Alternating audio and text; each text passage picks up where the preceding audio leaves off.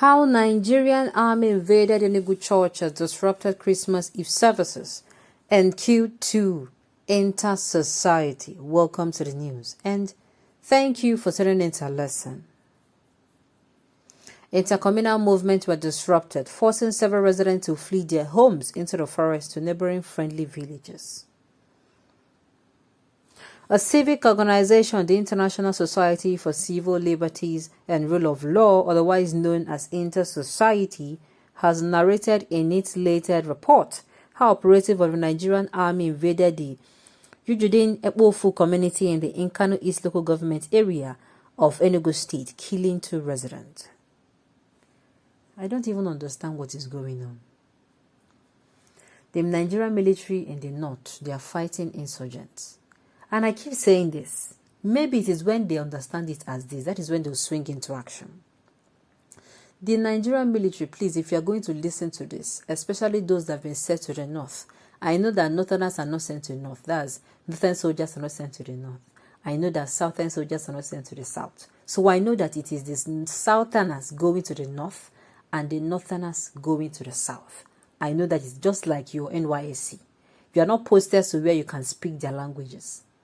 If you can anywhere speak their language, that means you either grew up maybe in Kano or whatever. They don't post you to that place. Do you know that if you're a military person and listening to this, you are a military person who has entered into the battle of fighting the Boko Haram? I mean, fighting insurgency in any part of Nigeria. Let's say, for instance, you're from the south and you are actually being sent to the north. Why you are making sure that the brothers of your colleagues and sisters of your colleagues and mothers of your colleagues and fathers of your colleagues and children of your colleagues and relatives of your colleagues are safe? Do you know that the so-called colleagues you have are busy killing your relatives, murdering your mothers? Let me say this so that it will sink into your ear. If you cannot see it now. This is now. It is until we see it as a general battle. Even the army people, they are not left out. Obey the last command, obey the last command, obey the last command. This is what is happening live. They are killing your people, and at the end of the day, you are struggling to protect theirs. Does it make sense to you? I'm not inciting anybody, but I'm just trying to open your eyes to the obvious. This is what is happening. How long will you continue like this? How long? And let me say this, even some of these people who enter into the Nigerian army, not all of them enter because they want to. Most of them entered because they had no jobs. Let me say this too. Are you going to continue like this? This kind of news is very disheartening. People are dying because of the bandits in the north. Then somewhere in the south, people are being killed because of security operatives. How does it sound? To me, it does not even make any sense at all. I'm not finding it funny. The news in detail. It was reported that intercommunal movements were disrupted, forcing several residents to flee their homes into the forest or to neighboring friendly villages. Inter-Society alleged that soldiers attached to the 82 Division also killed 2 defenseless citizens, including a 13-year-old boy, Master Aaron from Ķ′Łł quarters, who was shot and killed when his parents' bedroom and his doors were broken into. The other victim was a middle-aged man whose corpse was dumped at Obodo Nemede, Ķ′Łł near Onokolo Ode in the community. The soldiers of the Nigerian army had, between forbidden hours of 24th and 25th night of December, invaded Ķ′Łł in Nkanu East local government area of Enugu State and raided popular squares and quarters and several family houses, during which Christmas Eve church services and intra- and inter-communal movements were disrupted, forcing several citizens of the community to flee their homes into the forest or across neighboring friendly villages. The soldiers also, during the operation, attacked some raided houses and destroyed properties, including doors, windows, electronics, etc., disrupted sleeps, assaulted married and unmarried women, and woke children from their sleep and traumatized them. The soldiers of the Nigerian army under Enugu 82 Division also killed 2 defenseless citizens, including a 13-year-old boy who was shot and killed when his parents' bedroom and his doors were broken into. As he was running helplessly for his dear life, the soldiers opened fire on him at close range and killed him instantly. The soldiers also shot a yet to be identified middle-aged man whose corpse was dumped at Obodo Nemede Wanaji near Ķৰীষ্ট Ode in the community. As if the above deserted acts were not enough, the soldiers also sighted a wine tapper on a palm tree and opened fire. He is presently admitted at the Enugu Specialist Hospital. Not done, the soldiers accosted another up wine tapper and dispossessed him of his 5 gallons of palm wine, valued at 25,000. His name is Chigozie Obushi.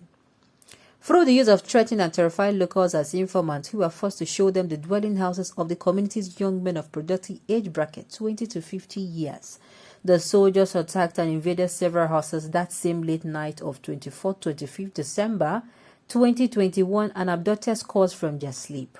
Also not spared were the late-night Christmas returnees and those returning from Christmas Eve church services, as well as those attending Christmas morning church services. Inter-Society added that contrary to a statement by Nigerian Army Director of Public Relations, Brigadier General Ķ¨Łł, that soldiers arrested a wanted notorious ESM member in the community. The man being detained is an unarmed 40-year-old Mason who was abducted from his rest and sleep following his sick rest arising from work-related stress and pains. By a detailed investigation carried out by the International Society for Civil Liberties and Rule of Law, and contrary to the Nigerian Army claims, the so-called ESN commander identified by the Army as Godwin Nnamdi is a 40-year-old Mason and a struggling father of 2 children. His true name is Godwin Nnaji, not Godwin Nnamdi. His other identities are: he hails from Umuede Iga kindred of Udojen in Ajem Amanzi Autonomous Community, Ķ¨Łł in Kano East Local Government of Enugu State. He struggles to feed himself, his wife and 2 children. Abducted and forcibly labeled Nnaji, is married to Mrs. Blessing Nnaji, named Nnaji from Ogonogo Eji, Ndiago Akpugo Autonomous Community in Nkano West Local Government Area of Enugu State. People of Nigeria, are you listening to this? Anytime I hear that an arrest has been made in the southeast region, my heart bleeds. Why? Because it is very possible.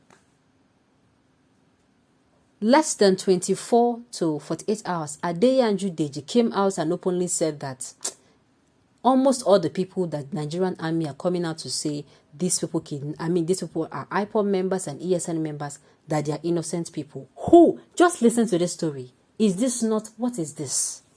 This is how we are going to stay united, is it? Is this how we are going to stay united? The Northerners are running away from bandits. Now, the Southerners are running away from police security. I've said it before that the incident of Ķ¨Łł, the in-laws of the former governor of Imo State, has made me lose any atom I had for but the Nigerian police. Now this one is making me lose even the atom of respect I have for the Nigerian Army. It is very, very shameful. On this note, we have come to the end of the news. We say thank you for tuning in to listen. And until I come your way next time, enjoy the rest of the day.